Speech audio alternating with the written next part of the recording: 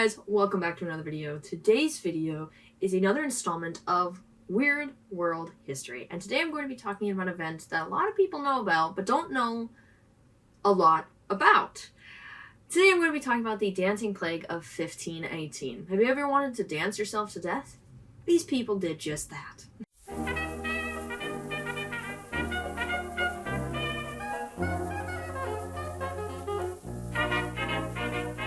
The outbreak began in July of 1518.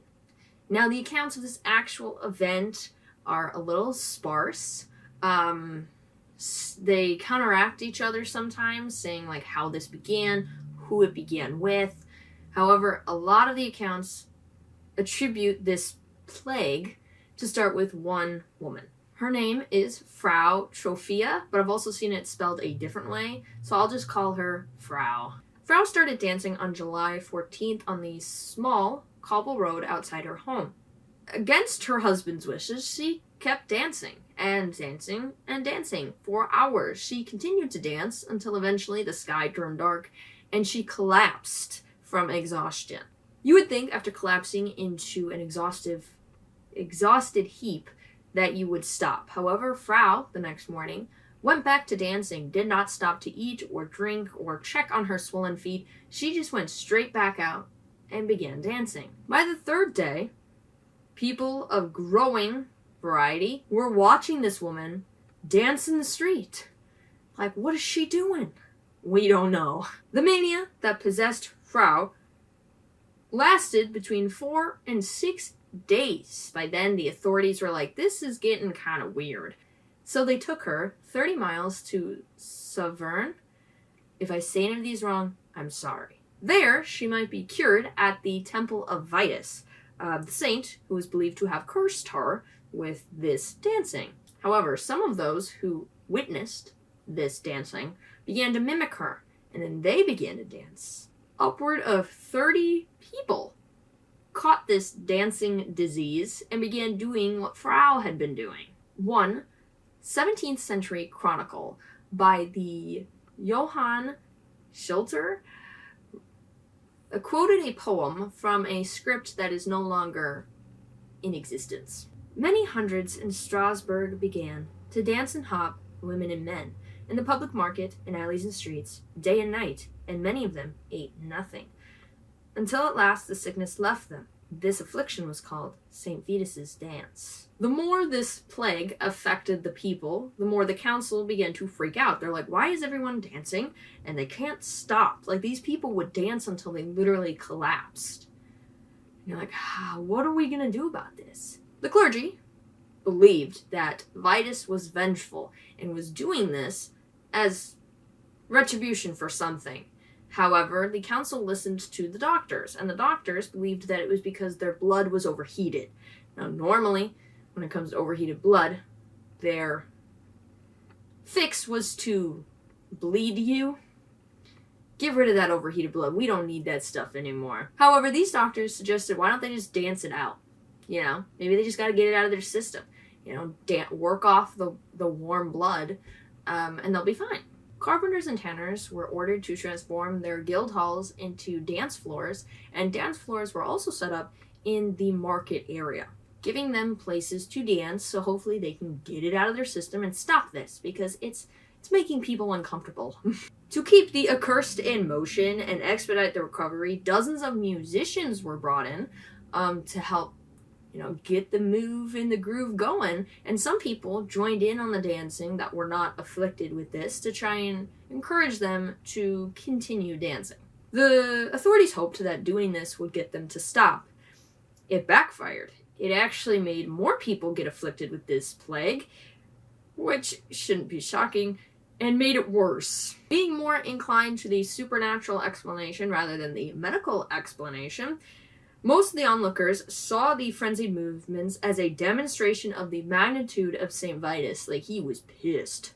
Within a month, supposedly, up to 400 people were dancing. The whole town is just getting plagued with dance. The council ordered the stages to be pulled down and actually made it illegal to dance, because they were like, okay, well, we wanted to get them to dance it out, and that didn't work, so let's just ban dancing. Maybe if we ban dancing, they'll stop. Sebastian Brandt, a Strassburg chancellor and author of The Ship of Fools from 1494, detailed the exception to this no dancing ban. If honorable persons wish to dance at weddings or celebrations of first mass in their houses, they may do so using stringed instruments, but they are on their conscience not to use tambourines or drums.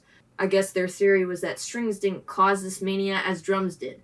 You hear a drum, you start dancing, you can't stop, I guess. In addition, the council ordered the worst inflicted to be taken to the temple of Vitus, as Frau had been taken, so they can hopefully cure these people and get it to stop. Priests placed the choreomaniacs, who were probably still thrashing about, underneath a carving of St. Vitus. They put small crosses in their hands and red shoes on their feet. On the soles and tops of these shoes, they sprinkled holy water and painted crosses of consecrated oil.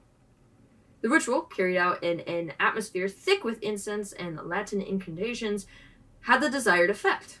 Word soon reached Strassburg that, hey, these people are getting cured, so they just kept sending them over. They're like, cure these people, get them to stop, please.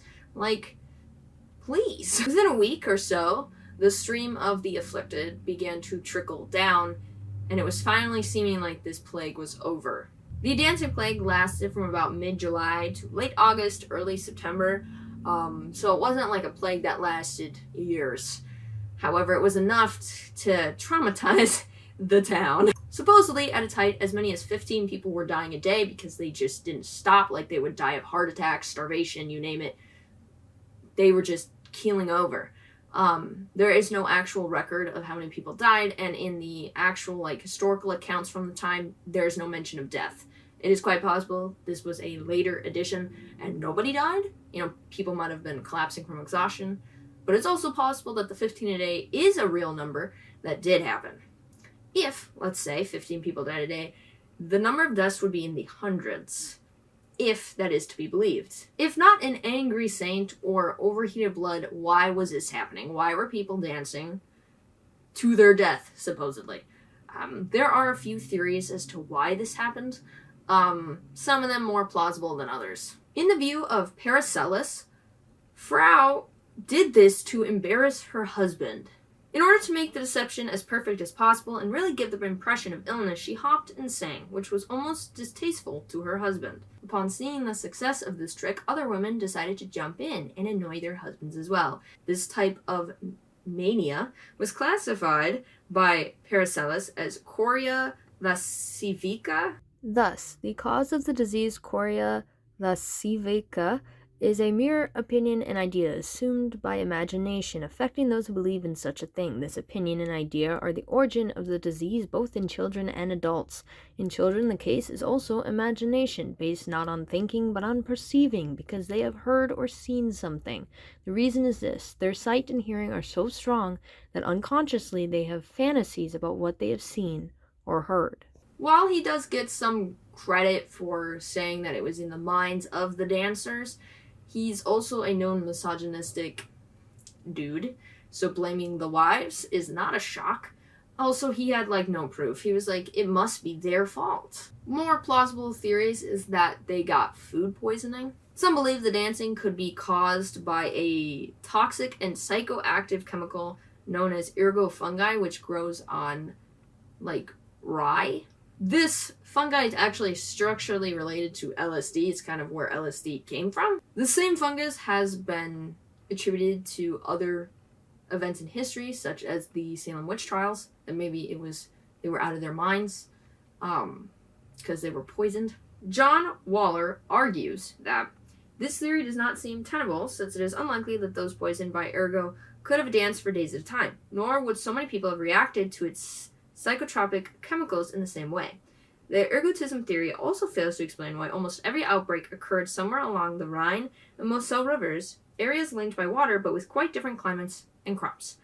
And I did a little research, and with this disease, you're hallucinating, and your limbs they freeze up.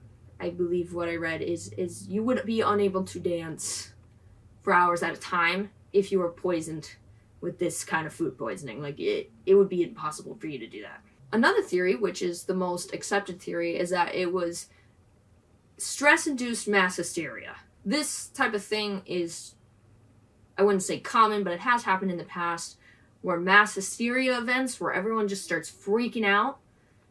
This could have been that. This kind of event can be caused by mass levels of stress. People are stressed out and uncomfortable, and they start to see things or hear things that they want to hear. And this is, a lot of people believe, is what happened with the vampire hunts in New England, is that people were getting themselves worked up, and then this is what was happening. Now, there is some actual evidence to this theory, as that area had been experiencing a lot more stress than normal. Obviously, this was the past. They were dealing with stress, higher levels than we do today sometimes, but it was worse than normal. Such outbreaks take place under circumstances of extreme stress and generally take forms of local fears. There had been a series of famines and the presence of diseases such as smallpox and syphilis in the area, and the inhabitants tended to be superstitious. You combine that with a temple to St. Vitus only 30 miles from where they are, combine them together,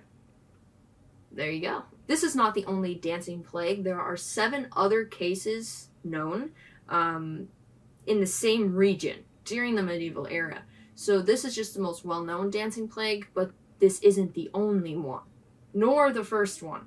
Other theories, theories at the time were that their blood was too warm or they were possessed by demons. Yeah, makes a lot of sense. Demon possession. I think, in honesty, mass hysteria makes the most sense. If they're going through a lot of hardships and, superstition is a big part of their culture, it's quite possible that that's what happened. Maybe it didn't start out that way and then it turned into that. If Frau was real, maybe she did do it to annoy her husband. I doubt that one, but maybe. I don't know, I wasn't there. But yeah, if it's true, hundreds of people died from dancing to death. What a way to go. They would dance so much that their feet would actually bleed into their shoes. It was bad. They were dancing until they collapsed. There's dancing, and then there's dancing to death, so... I don't know how many people did die, that number is unknown. But it's a very interesting story nonetheless, and try not to dance yourself to death. I hope you guys enjoyed this video. I'll be back again next week with another one. Alright guys, see you later.